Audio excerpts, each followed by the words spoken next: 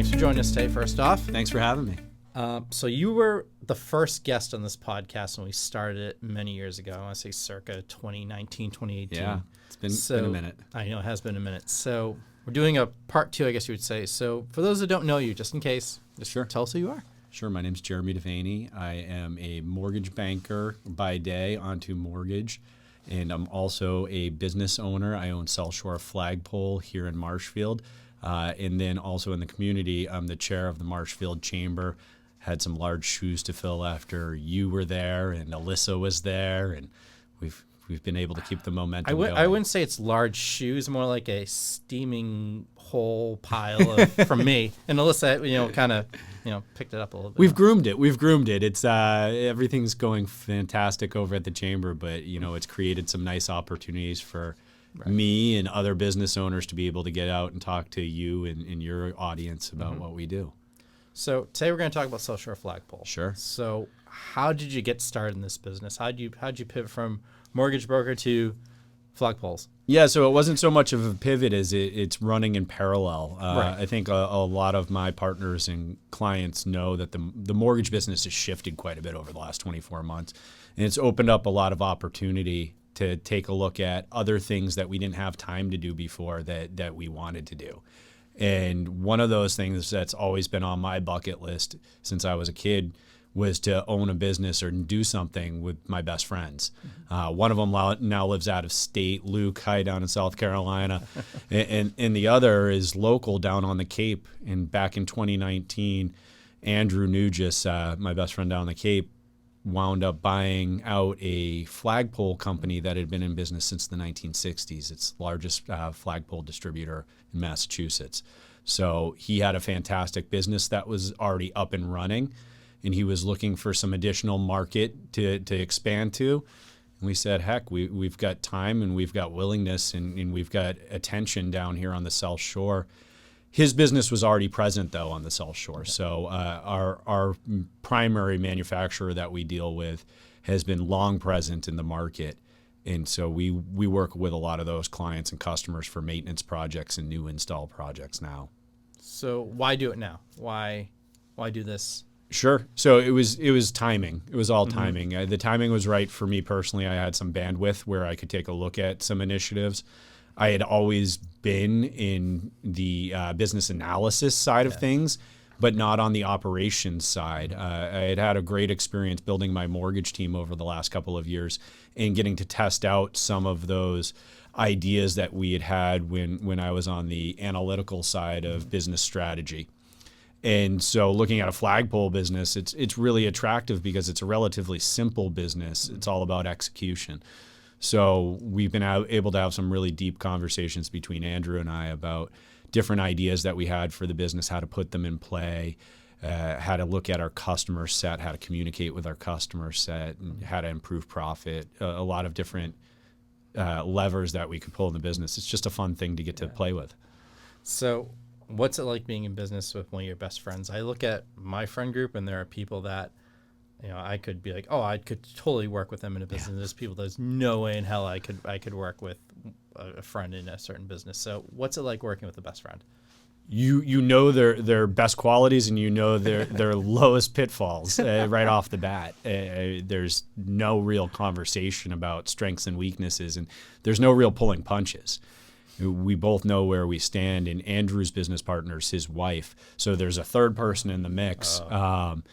And so when we look at things, there's a lot of conversation, and it's not independent choices. I run the South Shore independently. Okay. He helps me fulfill up here. There's some very specialized equipment that we have to have that allows us to run these projects smoothly and efficiently. And so we share in a lot of that. He has a lot of the installation overhead already taken care of. So a lot of what I focus on day to day is sales. Okay. And then making sure that we're present in the market up here. Interesting. But it's fantastic from the perspective that I know what I'm dealing with across the table. Yeah. And there's just this abundance of trust in the process. It doesn't have to be overly formal. It's not like you're negotiating with an adversary. it's a family business. It's You know the other person inside out. It's you a know. family business. All right. So for those who don't know, what is South Shore Flagpole? South Shore Flagpole is a flagpole installation and maintenance company. So what we really specialize in is fiberglass flagpoles. Generally, we've got two different lines that we focus on. There's a standard duty and a light duty line. 4-inch flagpole base is what we call our light duty line. It's a residential flagpole is another way that our manufacturer terms it. It's handmade up in New Hampshire. Cool. The factory's in southern New Hampshire, just outside of Nashua. It's a beautiful spot. We were up there last week taking a look at it. They're actually in the process of building out a brand new manufacturing footprint up there. So it's exciting times for them as a manufacturer. The other product that we have, though, is a 6-inch base. And that's what we call our standard duty. The Aeolus line of poles is what Zeus, our manufacturer, calls it.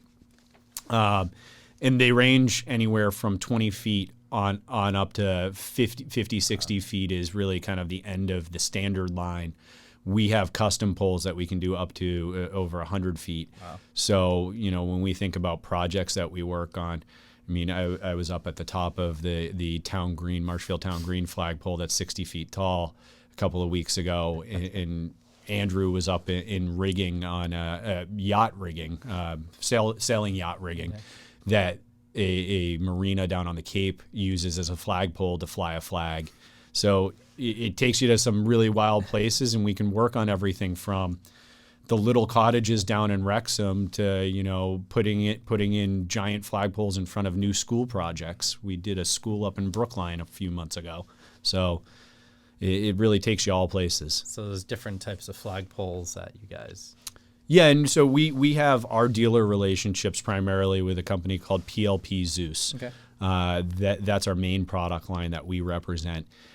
But we frequently work with customers as what's called a flagpole erectionist. Mm-hmm. Where our job on a union schedule is really to go in and execute the install of the pole. They've got guys and gals that will dig holes, and they've got folks that handle cement and electricity, but we specialize in putting tall things straight up and down.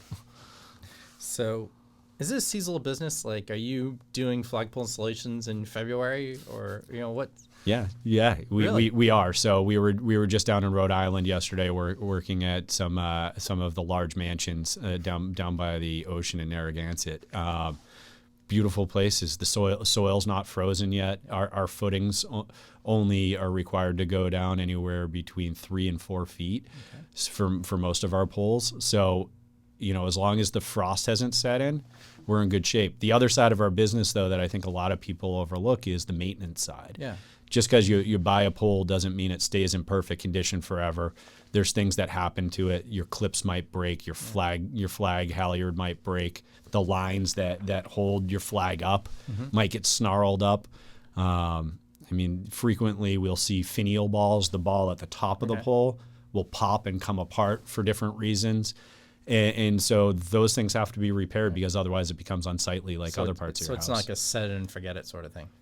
It's largely not. It's another thing to maintain at your house, but they're really simple. And if they're installed properly, it's even more simple. So that's where we come in. On the residential side, folks can go out and install these things on their own. Right. A 20-foot flagpole weighs less than 100 pounds. You can carry it on your shoulder and pop it up by yourself. But if you want to make sure it's dead vertical, you want a little bit of expertise there, and there's some ways that we do that. And then on top of it, when that pole has an issue with it, perfect example, I was out the other day, one of the halyards had come undone on a longtime customer pole down on the Cape, and next thing you know, the halyard's stuck up at the top of the pole, and they can't get it down. They don't know what to do. And it's been that way for 2 months because there's nobody else to call on these things. Right. We have ways that we can, if we need to, take the pole down and service the pole. We also have ways that we can service the pole while it's still standing if we need to. So, and we've also got the relationships with subcontractors. Listen, big shout out to local guys, Lumberjacks in Marshfield. Oh, yeah. When we did our Marshfield Town Green project, it's a really tricky location to get into, and you can't get it with a scissor lift. You got to bring in something that can get you up there. Same thing happened with the project down on the Cape. That was a 105-foot lift. We need a crane and a bucket to get up there. We'll go, but that's the times that you want to think of us. South Shore Flagpoles is there to back you up if you have an issue putting your flag up and down every day, if you have an issue with that pole. Getting back to the season thing, is there seasons that are busier than others? Is it like spring, summer? 4th of July is our bread and butter, right? So everything happens in a compressed period right up until 4th of July. I mean, Memorial Day and Labor Day are big days for us. Election days are big days for us, right? So we're heading into an election year. It's going to be a relatively active year. Yeah, definitely. We don't care what side of the aisle you stand on. Fly your flag. Be proud to speak your voice. Be involved in the process. But we're there to help you show your patriotism. We're there to help you have pride in your home. So what's something someone should know if they're interested in getting a flagpole? Yeah, sure. So it's really, really simple. Pick out a great spot that you think is kind of free of tree exposure. You want to make sure the flag can fly straight out in a wind and not get hung up in branches around it. That's usually the biggest issue with sighting. Second issue with sighting is things underground, right? You want to just be mindful of where you've got your gas and electric coming into the house. In some situations, we'll request dig safe come out if things aren't marked. You always should call out for dig safe if you have no idea where your lines are at your property. Those kind of things are things that can snarl you up. Sometimes where we put things in marine settings, we'll install on bulkheads, and you don't think about rip-rap boulders that might be under 3 inches of loam. And so you get down and your excavation might take a little bit more work. So just minor considerations in how to access things. But I think ultimately from us as a maintainer perspective, executing that maintenance for you, making sure that your installer does it right so that you can service the pole down the road is really critical. We come up and see lots of times people have tried to save a couple of bucks and do it themselves, and they don't follow the instructions correctly, or they buy a cheapo pole and they're wondering why it broke so early. Multi-section poles that are telescoping, they've got their place, but it's not going to show the same durability as a single piece pole. Our poles are designed like masts. They're designed to be out in the elements like this. And so when you try to save a couple of bucks on that, the biggest thing that we'll see is folks mount their poles into things that don't allow you to take them down. And by that, I mean, they'll put cement in the sleeve. Okay. You never can take that pole down. That's non-serviceable. So we need to bring a lift in to take care of that, which is fine. And we've got places and ways to do that. The other big consideration is that access part. When you're picking out your flagpole location, some places look beautiful, but you want to make sure you can get to it if something ever happens. And we do some wild installs. Cuffy's down on the Cape has flagpoles on every single peak in their new building's roof. And it requires us to scramble up there, and if something ever happens. Other places that give you a really peculiar, we do some installs on docks. Oh, yeah. So if you think of a dock pier, we've got special mounts that we have that we can customize a mounting to mount a flagpole to the pier. Okay.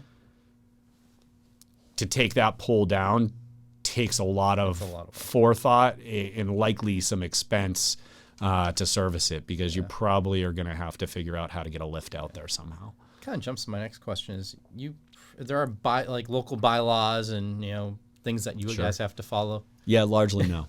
Well, no. So yeah, as long as I can picture, because we know the South Shore can be quirky with town bylaws and rules. Is that kind of no? Flagpoles are one of those things that a lot of towns have done little to restrict. Well, sign bylaws will determine what you can do with your business's signs. Flagpoles, as long as you're steering clear of the utility lines, you can put them right up to your property line. They're not scoped out like sheds are or anything like that, or any other accessories in your yard. So, but we always recommend, if you've got a spot that you think might be an issue, have a conversation with somebody. Yeah. Don't put it right on your property line to be in your neighbor's face. Have that conversation. Be a courteous neighbor. Commercial, residential, what's the split? So it's really about 50-50. Really? I mean, unit-wise, we move a lot of residential poles. It's just the way it is. You see a lot of cottages down. We do a ton on the Outer Cape, down in Chatham, Truro, Wellfleet, all the small cottages down here. We do a ton out in Hummerock, Scituate, right along the water, Wrexham, Brant Rock. The Brant Rock Esplanade pole is one of ours. So, but at the same time, we do a lot supporting towns, right? Towns own huge fleets of poles. And whether we're doing a cemetery installation like we did down in Brewster, we just did I believe it was 9-pole installation down there, where it's around a whole entire hardscape that they did with a memorial garden in the middle and all these poles. It looks beautiful. Makes for a really cool Veterans Day event that they held a couple of weeks back when they unveiled it to the community.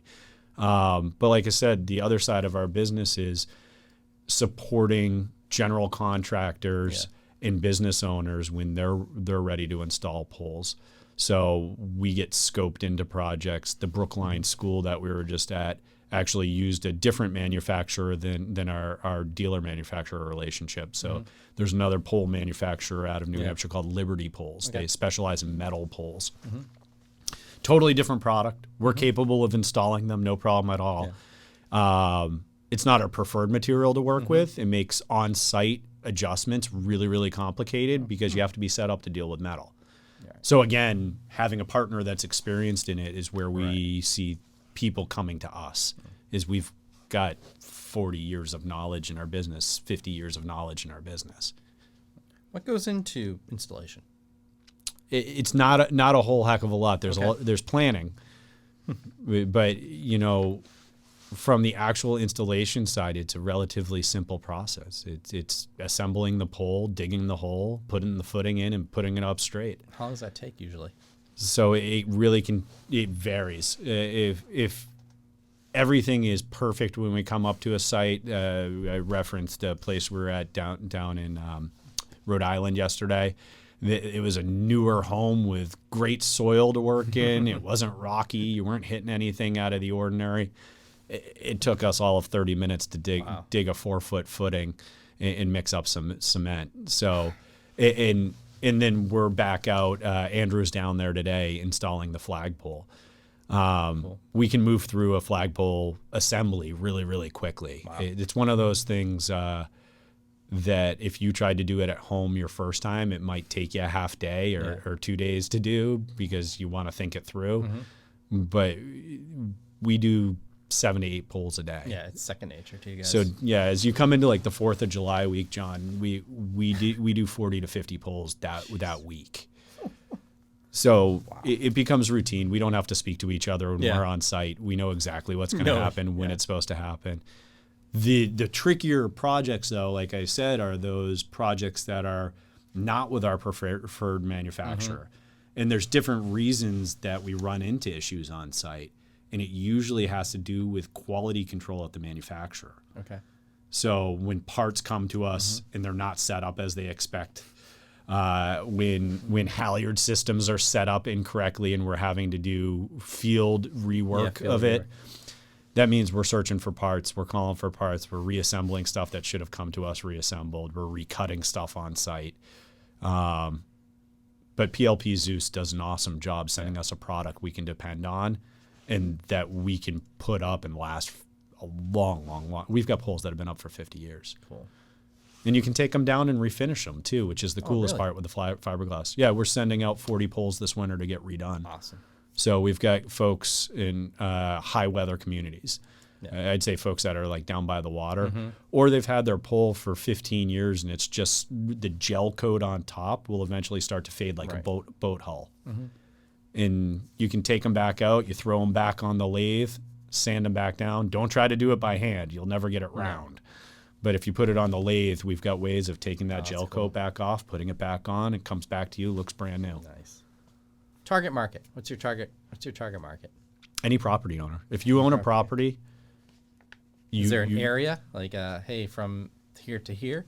Really all of New England. So Andrew recently was up in Vermont. We did an install in New Hampshire when we were up there and visiting our manufacturer the other day. We've got another family partner who helps us distribute it up in Maine. Cool. But there's a lot of distributors around in name only. We take a lot of calls from other distributors that don't have the ability to do the install that's required. That Rhode Island project actually came to us from another. They're just doing like the sell of the product, right? They're home services companies that like to advertise a service, but they can't execute the service. Oof. And it happens. Yeah. They're slapping a margin on top and passing it off to us. And we're happy when our customers come directly to us. They recognize the expertise and value we add. So is there a particular part of the business that you do more than others? So right now it's everything. We're largely a small business. We're going to combine between Hamco, who's my partner on the Cape, HAMCO, between Hamco flagpoles, South Shore flagpoles, we'll do 300 installations next year. So when you think about it on that scale, and then we'll do 3 times that in maintenance projects. So we'll probably touch 1,200 flagpoles next year. Damn. Has there been a favorite job or a job that stood out? There's 2 personal favorites of mine so far, and both of them are local. We did the Rockwood Field soccer field complex in Marshfield. And that was personal, deeply personal, because my kids are at that field every single weekend. And so being able to have my kids walk into a place and say, my dad did that, is a totally different feeling. You can't really describe it. And you asked earlier, like, why now? That's part of it. That my kids being able to see the product of my work. As a mortgage banker, often my kids can't see the product of my work. That's true. I can tell them I help people buy houses. Yeah. They can't physically see unless you drive, unless they're... It's not something they can show their friends. Right. It's not something you can easily wrap your head around. So it's really, really cool, like being able to bring the kids out to our front yard when we did an install and have my nieces and nephews like helping us assemble the pole. And like, there's a sense of pride. The other project though, and we've talked about it a couple of times, being able to do the Marshfield Town Green pole. I've got a terrifying fear of heights. I was going to ask, like you must have like no fear of heights or anything. Generally speaking, really? As a flagpole installer, we don't go up in the air. We install from the ground. That's true. Yeah. The only time we have to go up in the air is when we can't surface a pole from the ground. So, oh my God. Remember I said the installation side is so important because on most poles up to, call it 30, 35 feet, we can take them back down. Yeah. You break something at the top of it. Over at Quirk had their finial ball broken for 6 months. And we called them up and said, hey, let us fix it. Sure. Yeah. We took it down in less than an hour and had it back up, all cleaned. We scrubbed it down with Mr. Clean pads, and it looks relatively new. Put new halyards on, new flag, new ball, and it looks great for them. But if that had been cemented in, you're going up. We've got to find a way to go up. The Marshfield Town Green pole was interesting because it's 60-foot pole, and that's not something you look to take back down. No. It becomes unwieldy. And so that was just something that required us going up. Some of them, it's just, there's no other way to do it. Oh, man, that's crazy. But yeah, don't put me on a roof. The Cuffy's roof is my nightmare. And Andrew gets to go way up to the top peak. But in the bucket, on a crane, we're fine. So going off that, is there like a dream job? Is there a dream project? I mean, you drive by these places all the time that I'd love to do that one. I'd love to do that one. It's hard to really narrow it especially in the area where we live too. Yeah. If you're out on the water, you see some really unique poles. Even thinking about like grand poles, like people talk about the biggest flag poles in America. Like you go down to car dealerships in North Carolina, they're gigantic. You're a car racing fan. Yeah. There was talk of a gigantic $100 million pole that they were going to do up in Maine at one point, set a world record. So, there's different ideas for these mega projects. That doesn't really get us to wake up every day. We're really excited when we see one of our poles on every single corner. Right. And they're flying their flag. There's poles around here that I won't call them out on our interview that we drive by and the flags aren't up and there's 2 or 3 poles out in front of the business and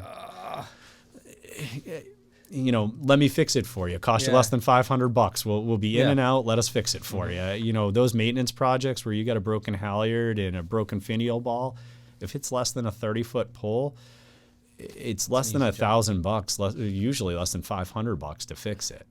I mean, have us out, let us take a look at it. You're probably making a bigger deal out of it than it is. Right. And it's a representation of your business to the rest of the world. Right. Or your home to the rest of the world, right? So we just like to see everybody expressing their love for our country. Yeah. So what separates you from others in your field? Sure. The big difference, and we talked about it a little bit, is our specialty is having the expertise to actually install and maintain the pole. We're not just a name and a face that's saying we're going to sell it to you, but we're going to be here to support you through it. We sell Christmas lights for flagpoles now. Like, we've got different accessories. We can help you find custom flags for them if you need custom flags.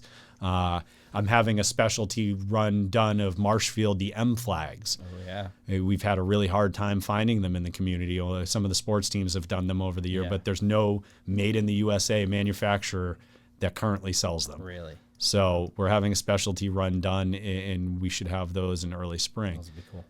But yeah, the big differentiator is expertise. Who are the best partners for you? Best partners are GCs. We love talking to landscape designers. We love talking to landscapers. If you're doing hardscape installs, whether it's commercial scale or residential scale, flagpole is something that you should be considering putting into your mix. It's an easy thing to sub out to us, and it's a huge value add for your customers. And on top of it, if you're a GC that's out and you're doing maintenance for your customers, yard maintenance for your customers, if you have their landscaping program for the year, and you come across a customer that doesn't have their flagpole in service, call us. We can put it back in service. Your beautifully mowed and manicured lawn only takes it that far if you've got a broken flagpole in your front yard. And listen, if you don't want your flagpole anymore, we take them down. We're happy to take your old flagpoles. So if you, what do you do with an old flagpole? It depends. Sometimes it just goes to scrap. If it's an old metal flagpole, it just goes to scrap. Some older poles that are still in good condition, we donate to different organizations. Cool. So if somebody's in need of a flagpole and can't afford it, we try to help some organizations out that way. But really, for us, we can send it back up to the manufacturer and keep that flagpole in service. So we'll send it back out for reconditioning, and you can't tell that pole from a brand new pole when it comes back to us. So, but we've got the expertise to take it back down, not do damage to your property.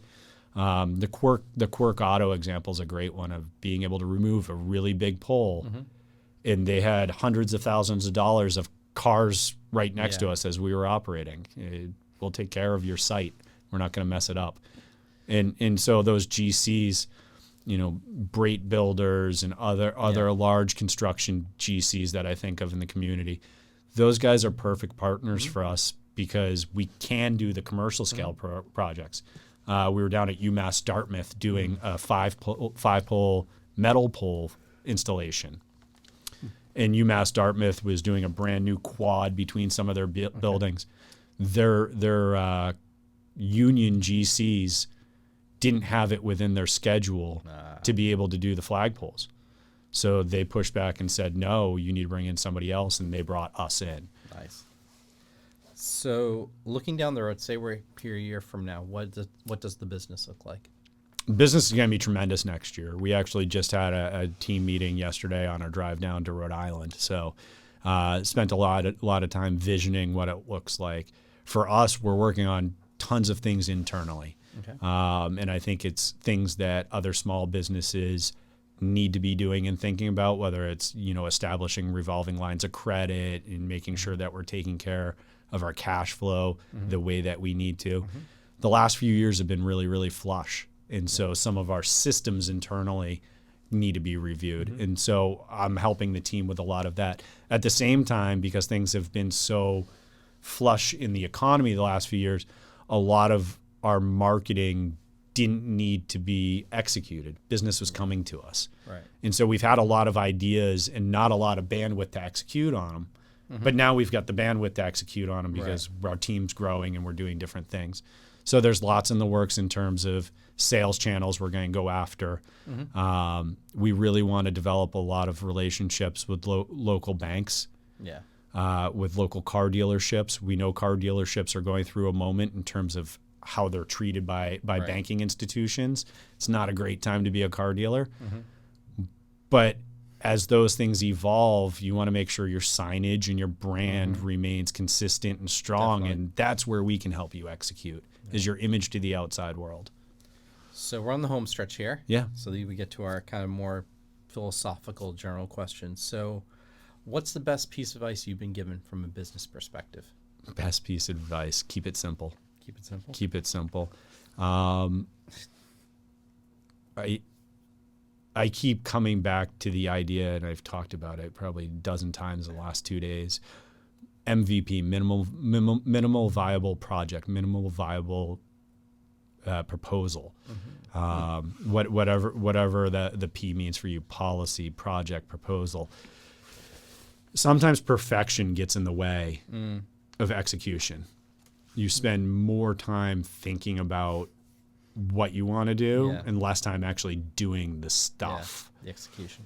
Yeah. In our business, as we look at some of this transitional stuff that the economy is handing us on the South Shore Flagpole stuff, but also in my mortgage business, it kind of they have a good meetup of how we think about the economy, right?